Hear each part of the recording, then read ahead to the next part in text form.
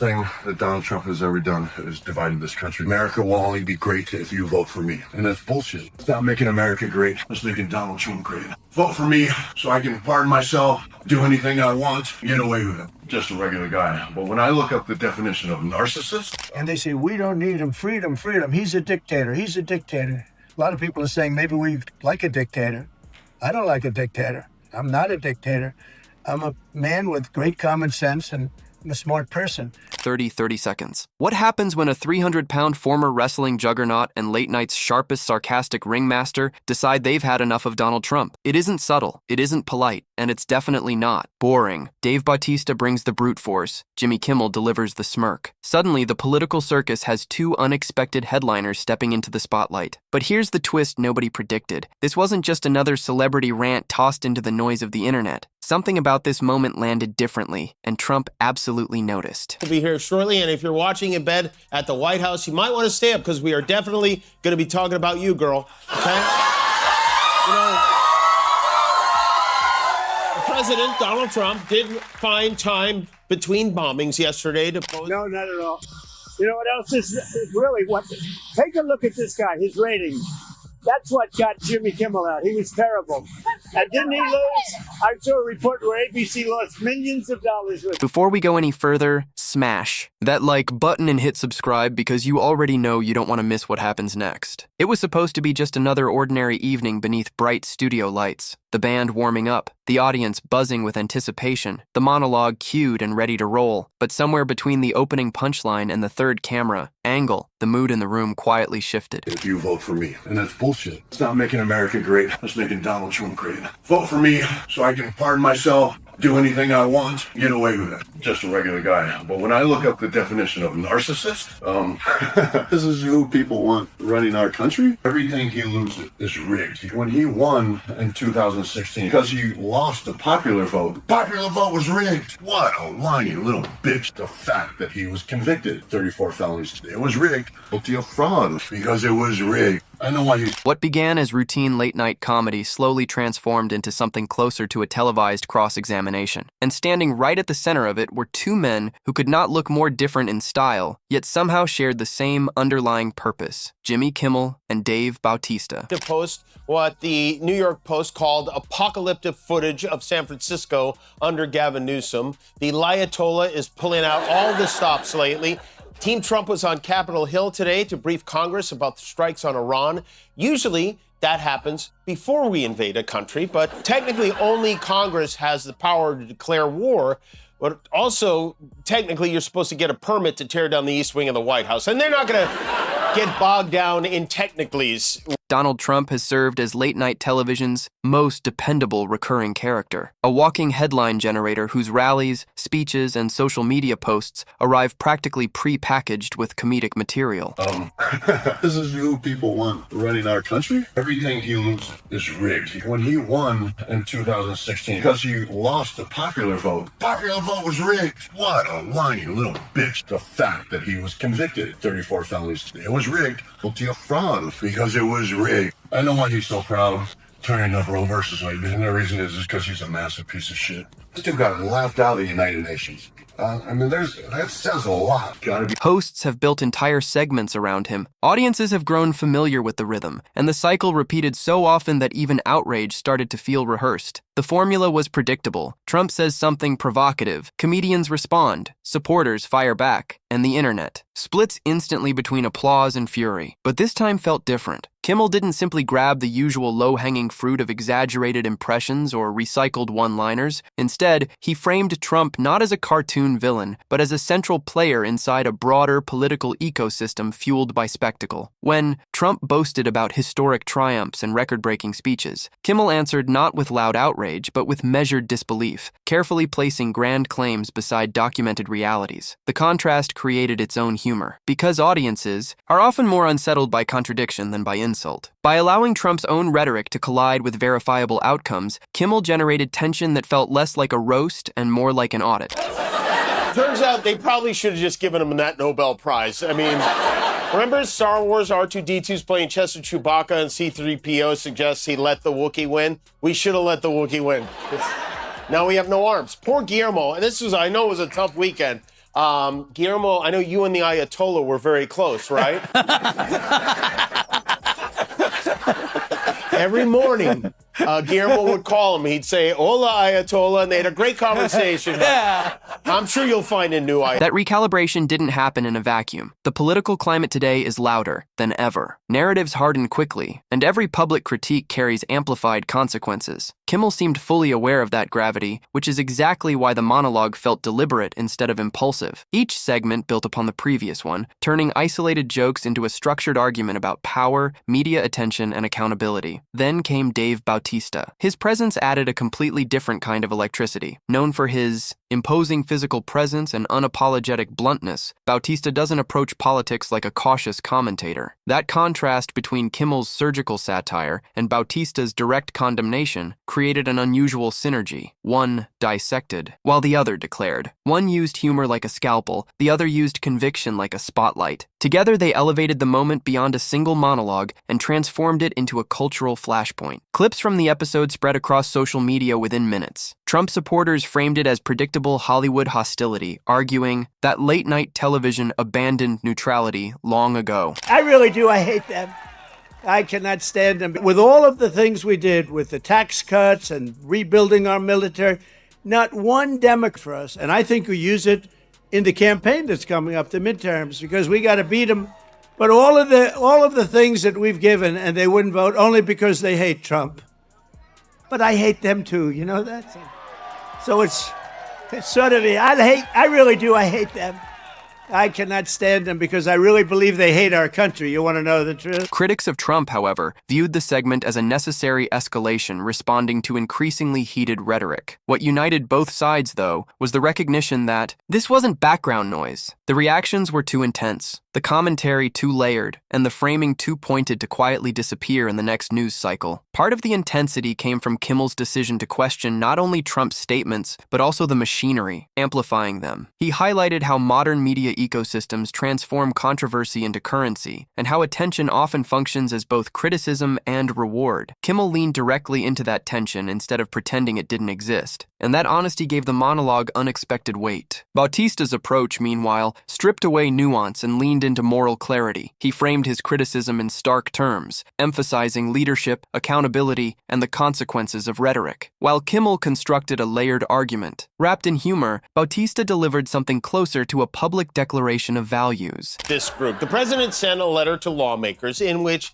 he claimed that it is too soon to know the full scope and duration of this conflict. Now, on Sunday, he said it could last 4 to 5 weeks. Yesterday, he said it could be more than 4 to 5 weeks. Today, he said it's too soon to know, and tomorrow we'll be shooting for Christmas, I guess. However long it takes until everyone stops talking about how many times. The combination created a two-pronged critique appealing to both emotion and intellect. What elevated the entire episode was structure. Kimmel didn't toss out disconnected jokes before moving on. He built momentum, weaving references to policy disputes, legal controversies, and public contradictions into a cohesive narrative. The audience wasn't just laughing at isolated moments, they were following a story arc. Each comedic beat reinforced the central thesis that spectacle often disguises strategy. That strategic framing complicated the usual accusation that late night hosts simply preach to the choir. While the studio audience clearly leaned one direction, the argument itself stretched beyond partisan boundaries. It raised broader questions about media literacy, public memory, and the normalization of political chaos. By focusing on systems instead of personalities alone, Kimmel attempted to elevate the discussion above tribal reflexes. Yet even within, that critique was an acknowledgement that the remarks had landed with unusual force. The intensity of the response suggested that something about the framing struck a nerve. It wasn't merely jokes about speech length or exaggerated rhetoric. It was the suggestion that behind the bluster lies a carefully engineered strategy designed to dominate attention. Hate Taylor Swift in all capital letters. Who's more American than Taylor Swift? Nobody. Talking about Governor Whitmer, he was asking for federal help. He wouldn't return her phone call because she hurt his feelings. Can you think of anything more un-American? Shit all over Obamacare, promising that any week release his health care plan. And next week, we're gonna have something very shortly. It's like nothing you've ever seen, except it never fucking came. We love our country so much, stop fucking shitting on it. I'm like Ali right now. Make America great, let's stop all this hate.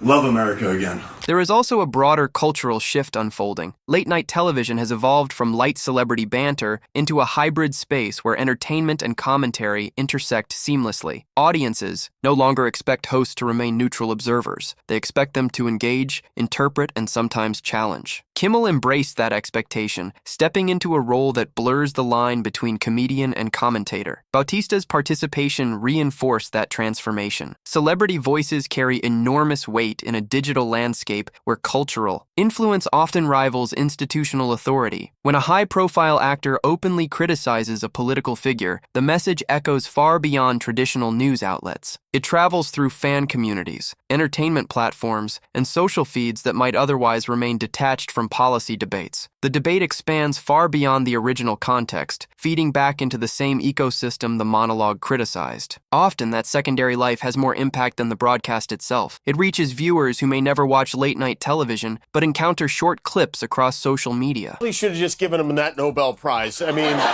remember in Star Wars, R2-D2's playing chess with Chewbacca and C-3PO suggests he let the Wookiee win? We should have let the Wookiee win. Now we have no arms. Poor Guillermo. And I know it was a tough weekend. Guillermo, I know you and the Ayatollah were very close, right? Every morning, Guillermo would call him. He'd say, "Hola, Ayatollah," and they had a great conversation. I'm sure you'll find a new Ayatollah. It invites commentary from pundits, influencers, and political operatives who understand the power of narrative framing. In that sense, the monologue becomes less about comedy and more about positioning within an ongoing cultural tug-of-war. There's a reason moments like this generate disproportionate reaction. They bypass formal debate stages and speak directly to cultural sentiment. Comedy lowers defenses, allowing critique to slip past ideological armor. When humor pairs with structured analysis, the result can feel sharper than a cable news segment packed with crosstalk. Yet the risks are real. Blending satire with serious critique can deepen polarization if audiences interpret every joke as an attack rather than an invitation to reflect. Kimmel seemed aware of that danger, which is why his tone, though sharp, avoided collapsing into pure insult. He dissected contradictions rather than relying solely on caricature, signaling that the subject deserved thought as well as laughter. At this point, the episode served as a reminder that modern political discourse unfolds in unexpected arenas. The stage may include a live band and cheering audience, but the stakes extend far beyond entertainment. A monologue becomes a statement becomes a flashpoint, and that flashpoint feeds an ecosystem where narrative often shapes perception more powerfully than policy details. Personally, and the reason is because he's a massive piece of shit. This dude got laughed out of the United Nations. That says a lot. Gotta be the system's rigged. I hate Taylor Swift in all capital letters. Who's more American than Taylor Swift? Nobody. Talking about Governor Whitmer, he was asking for federal help. He wouldn't return her phone call because she hurt his feelings. Can you think of anything more un-American? Shit all over Obamacare, promising that any week release his health care plan. Whether one interprets the segment as courageous commentary or partisan theater depends largely on perspective. Whether someone interprets the segment as courageous commentary or partisan theater largely depends on perspective. What cannot be denied is the impact it generated. It demonstrated how humor can function as both mirror and magnifying glass, reflecting social tensions while enlarging deeper questions about power and accountability. As election cycles approach and rhetoric intensifies, moments like this will likely appear more often. The boundaries separating politics and entertainment have become far too intertwined to untangle. Figures like Jimmy Kimmel and Dave Bautista now occupy a unique position at that intersection, capable of entertaining, critiquing, and influencing simultaneously. And perhaps that's the most fascinating part of the entire episode. The applause faded, the cameras shut down, the band packed up for the evening. Yet the ripple effects continued long after the final joke. In a media landscape where every word can ignite a digital wildfire, the real story isn't just what was said, it's how it was framed, how it was shared, and how it briefly reshaped the conversation in a culture that rarely pauses long enough to notice the shift. Right, they did it in concert with Israeli forces. It required intense secrecy, which is why Donald Trump watched it unfold from his membership-only beach resort in Florida, from the very spot on which just 2 months ago, Vanilla Ice performed on stage with a Ninja Turtle, just as the prophecy foretold. The president monitored the attack from his super secure bunker at Mar-a-Lago. Don't worry, I'm sure these fabric curtains are totally soundproof. If anything, the aftermath proved the real arena was never the studio at all, but the invisible coliseum of timelines, comment sections, and algorithm-driven outrage where every clip becomes ammunition. Within hours, supporters and critics began carving the segment into fragments, reposting lines, freezing facial expressions, and debating intent as if analyzing game film before a championship. What aired as a carefully structured narrative was reborn as thousands of micro-moments, each interpreted through a different ideological lens. That fragmentation reveals more about the current media climate than any single joke ever could. In an era where attention equals currency, a late-night monologue can ripple outward into political strategy meetings, fundraising emails, and campaign talking points. Dave Bautista's involvement amplified that ripple in another way. His audience doesn't perfectly overlap with Kimmel's, and that matters. When an actor known for blockbuster franchises and larger-than-life roles publicly aligns himself with pointed political criticism, it reaches communities that might otherwise avoid late-night commentary altogether. His blunt delivery cut through the usual comedic cushioning and reframed the discussion as one about values rather than punchlines. At the same time, the backlash revealed how deeply entrenched the battle lines have become. There ain't no Roe versus Wade, and the reason is because he's a massive piece of shit. This dude got laughed out of the United Nations. That says a lot. Gotta be the system's rigged. I hate Taylor Swift in all capital letters. Who's more American than Taylor Swift? Nobody. Talking about Governor Whitmer, who was asking for federal help. He wouldn't return her phone call because she hurt his feelings. Can you think of anything more un-American? Shit all over Obamacare, promising that any week release his health care plan. And next week, we're going to have something very shortly. For many Trump supporters, the segment confirmed a long-held belief that Hollywood functions as a cultural opposition party. The applause inside the studio was interpreted not as spontaneous reaction, but as proof of elite insulation from everyday concerns. In that reading, the monologue wasn't challenging power. It was performing predictable disdain. Yet even that criticism reinforces the central tension Kimmel seemed determined to highlight, the symbiotic relationship between media and political spectacle. Trump's rise was fueled by relentless coverage, much of it critical yet undeniably amplifying. Late-night hosts now attempt to counter that amplification with sharper framing and deeper context. But by doing so, they inevitably keep the spotlight pointed in his direction. That duality is difficult to navigate and even harder to sustain over time. There's also a generational shift unfolding. Younger audiences consume news through a mosaic of entertainment clips, social commentary, and influencer reactions rather than traditional broadcasts. Told us in advance that the speech was going to be long,